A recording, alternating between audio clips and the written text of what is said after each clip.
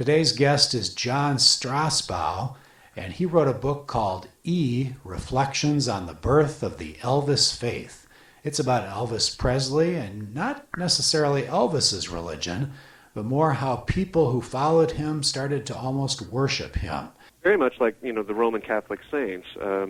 People, Elvis is not to anybody, the God with a capital G, supreme deity. He's more like a saint or a lesser god in, say the Roman or ancient Greek pantheon, where you pray through that figure for intercession with the supreme deity. I think you mentioned, too, in the book that some people claim miracles and apparitions. Sure. Well, remember the late 80s, he was appearing everywhere. It was a very big deal there for a while. Elvis was, he was at the diner, he was at the laundromat, and that's when I started getting interested in this as a social phenomenon. It was clear that something was going on. But beyond that, he also appears in a more religious apparition, much more like the Virgin Mary or like the big angel cult that's been going on over the last few years, right, where it's a spiritual appearance, and he works miracles, he heals people in the hospital, he'll save people who have had car accidents. Now, come on, hold it now. There are actually people who say that Elvis healed them or Elvis saved them? Oh, sure. And that, that was even going on when he was alive. Elvis thought that he had the healing power, that he could lay on hands. And that's a big tradition in certain Southern Protestant cultures. And he thought he had inherited it. I think it was his grandmother who had the ability to lay on hands. And there's a famous story once when he was at the hospital visiting the wife of one of the guys in the Memphis Mafia. The woman in the bed next to her was having a difficult labor. Elvis came up to her, put his hands on her belly, said, "Don't worry about it, I'm taking the pain from you." She had a very easy childbirth. The next morning she woke up and said, I had the most beautiful dream that Elvis came and helped me have my baby. That's when the guy was still alive. Did she name the baby after him? Or? I think the middle name, is Elvis. I think that's right. Yeah. What about any unusual myths? I remember something in your book about his twin brother who died. That there are some myths about that, and also some other things in Elvis's past. Yeah, and once again, that starts with him and his own family. He and his brother, Jesse Garon, were born within a few minutes of each other. Jesse Garon was stillborn. There's a tradition there's a superstition in the South that when that happens, the twin who survives absorbs the life force of the soul of the stillborn twin and sort of becomes both of them. And Elvis was very obsessed with this throughout his life, and fans picked up on that. And on some of the fringes of fandom, there's a belief, for instance, that you know how Elvis, when he came back from the Army in 1960, was a very different man than the one who had left. Yeah. He wasn't the rock and roller anymore. He was the more subdued, quieter Elvis who went on to make the movies. Well, on the fringes of fandom, there's a belief that wasn't Elvis who came back. That was Jesse Garon, his twin. Oh my gosh! Yeah. What else? Wasn't there something about his mother too? His mother was herself very mystical and superstitious. She was a sleepwalker, and so was he. So was his dad, as a matter of fact. She was a lucid dreamer. Those people who can control their dreams, and Elvis thought that he could do that as well. She also had a lot of premonitions. Very early on, I think it was even before he had put out Hound Dog. It was about 1955. He and the boys were touring the Southwest in his first pink Cadillac, and she woke up in the middle of the night, terrified, had a dream that he was in a burning car. He called 5 minutes later, and the engine had blown up, and the car had caught on fire on a road somewhere out in Texas. Yeah, that convinced all his friends, his near friends, that there was something more about the Presley family than average.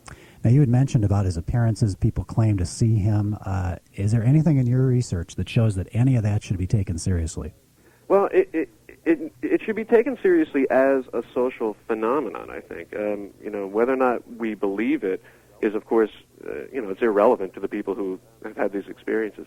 What I think is most interesting about him is that they follow a pattern that is one sees over and over again in folklore.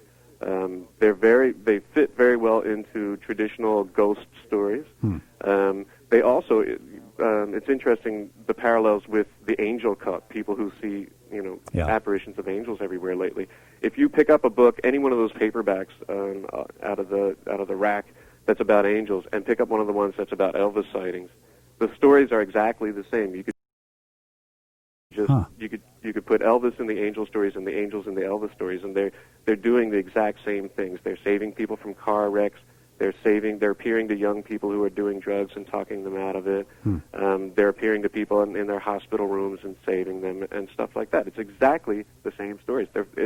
Which means to an outsider and a scholar that it's folklore. It's a pattern of folklore that's going on. So there's nothing that you've seen where anybody can actually verify any kind of Elvis appearance. Some of the best stories make you stop and think about it for a minute, but no. Yeah, I mean, I can't imagine anybody takes them seriously. I don't think so either. There was a point not long after he died where people were taking them seriously simply because they didn't want to thank the man who died. Right. By now, nobody looks at them that way. There were very few people. Most people, and it's one of the reasons it's become a more religious phenomenon, is that most people now, there are still sightings, but they think it's a spiritual sighting. It's like the apparitions of the Virgin Mary, and she's been happening all over the United States with tremendous regularity lately. Our guest is John Strasbaugh. He's the author of E, Reflections on the Birth of the Elvis Faith. When we come back, we'll talk to John about what Elvis thought about being called the King as we continue on WHO Radio. Hobby. This is Stephen Wittenberg on the weekend. Our guest is John Strasbaugh, author of E, Reflections on the Birth of the Elvis Faith. And Elvis was quite religious himself, and one of the many things that I remember about him is that he won Grammy Awards for singing gospel music. He didn't win Grammys for singing pop music, but it was for singing gospel music. Isn't that interesting? Yeah, I've always been amazed by that. And he, of course, was, I remember stories about him bringing in gospel quartets in the middle of the night to sing to him and things like that. What would he think about all this, about people worshiping him? I doubt if he would approve. When people called him the king, he always said, "No, I'm not the king. The king is in heaven. I'm just one of his messengers." There was a lot of conflict inside of Elvis about who he was and what his role was. He was himself a very religious man, brought up First Assembly of God. At the same time, never liked what he called churchianity. He didn't like the pomp and what he thought was the empty rituals. He thought that religious experience needed to be something more personal. That sent him on very early on to a search for a search through the literature. He read Khalil Gibran's The Prophet when he was very young, and throughout his life would give away copies of it to everybody. In the 60s, he read, some people estimate, as many as 1,000 books of Oriental mysticism, New Age books, just reading up about religion. And this was at a point where he was also beginning to wonder what his role was in the world. Not surprisingly, he felt that he had been picked out of everyone for some reason. And if you were Elvis, I think you'd think that. Yeah. And there were points in the 60s and into the 70s, and in fact, I think maybe at the end of his life, where he thought that was a special religious role. So he felt called by God for some special purpose. He surely did. He wasn't. Once again, like his followers, he was not a blasphemer. He meant no blasphemy, but he was pretty sure that there was some role for him that was very much like a prophet or a Christ, or in what the New Age folks call an ascended master, where Jesus and Buddha and Moses and all everybody are all sort of on the same plane. Yeah, I think that's where, even though he followed gospel music and liked to sing gospel music, his beliefs were not totally in line with gospel music. For instance, he believed in reincarnation. Yeah. And even, didn't he do some study of the occult? He did a lot of occult reading and occult studying throughout the 50s and 60s. Well, the late 50s and all the way into the 60s. And there's indications that up until the time of his death, he was a believer in the occult tradition of a white brotherhood and a black lodge. A great the good versus the bad, and so the bad includes Satan and devils and bad people in general, and the good side includes Jesus and Moses and also angels and maybe Elvis as well. It's sort of a pan-religious belief. Yeah. Now, in 1971, your book mentions that Elvis came up with TCB. Yeah. He wrote an oath, and he even had a special pendant made up for his 12 followers, his 12 closest followers. Yeah. Now, explain what TCB is and that whole thing. TCB means taking care of business, and there's a lightning bolt that goes with it, and that stands for in a flash. It's how he expected people to do things for him. It also relates to a lightning bolt that struck a statue of Jesus that Elvis took as a message of some sort, which is interesting because lightning bolts are very prominent in mythology throughout human history. Dionysus, to whom Elvis is often compared, was born from a lightning bolt hitting his mother's womb. So, I think that's kind of an interesting parallel there. The oath he wrote a little later on. It's a mixture of karate discipline and a little bit of religiosity. He was very big into karate. Who had to take the oath? The 12 disciples took the oath, and then later on he started giving it to anybody who was working for him. So his chauffeur would take the oath, and his roadies would take the oath. And this was kind of a spiritual oath? It's a combination of strength, discipline, eating the right kinds of foods, but also being the right kind of person, living the right kind of life, and keeping pure thoughts. Now, come on, he didn't live that oath. Oh no, Elvis didn't live up to the oath at all, and neither did anybody who took it. So he was a big hypocrite. Well, I don't want to. No, I don't think so. I mean, a lot of people do. I think he didn't always live up to his ideals, but who does? But golly, I mean, he's involved in drugs and women all over the place. Yeah. And the stories we hear, it's the opposite of what you're saying this oath was. Yeah, and but that doesn't make any. Let's say that he was a hypocrite. That means nothing to a believer if you're a believer. It's like nobody knows who the historical Jesus was, but that doesn't mean anything to a Christian today. What you believe in the faith, you don't believe in the individual at a certain point.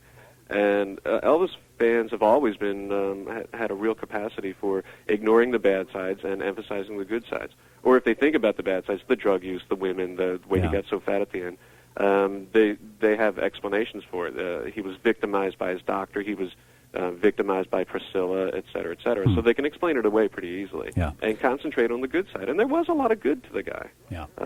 He was extraordinarily generous, man. Gave away half the millions that he made. But also, didn't he also use that to control people? Oh, sure. He was a demanding person.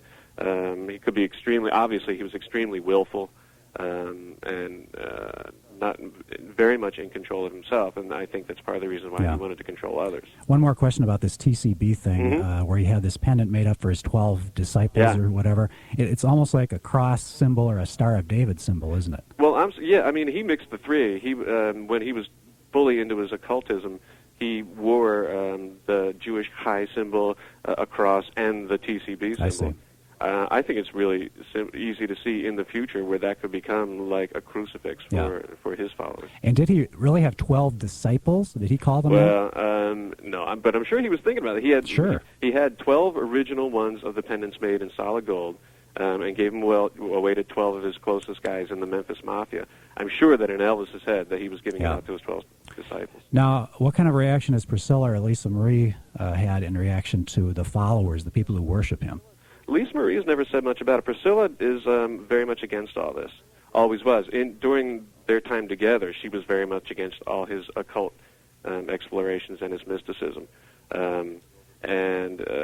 Since taking over Graceland and running it, you can see that at Graceland. Officially, Graceland is not at all happy with the religiosity of Elvis's followers. Don't they also contribute to it, though, by doing things there that, for instance, icons, just like a religion would have, relics? I mean, Graceland is really a house for all those things. Yeah, it is. So there is a certain amount of hypocrisy there, I think.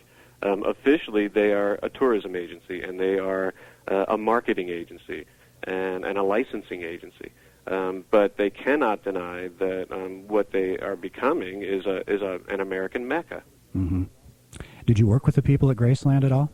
When I made my visit there, they were cooperative, but they don't go out of their way. everybody in the world is, when I told them, well, I'm writing a book about Elvis, they were like, well, who isn't? So, they were very polite, Yeah. and they did not particularly care for the idea of the book, so they were not going out of the way. John, one final question. I believe you mentioned in the book that some people see Elvis as a messiah who's going to return, like in 2001 or something. Is that true? I mean, there really are people who think that? It's one of the fringier expectations among the most devoted followers. He always played the theme music from the movie 2001 at his shows in the 70s. Yeah. And and he was also very big into numerology at one point. So they have worked it out numerologically, where if you add up, for instance, his birth date and his death date, it adds up to 2001. And you can work it about 30 different ways, and it adds up to 2001.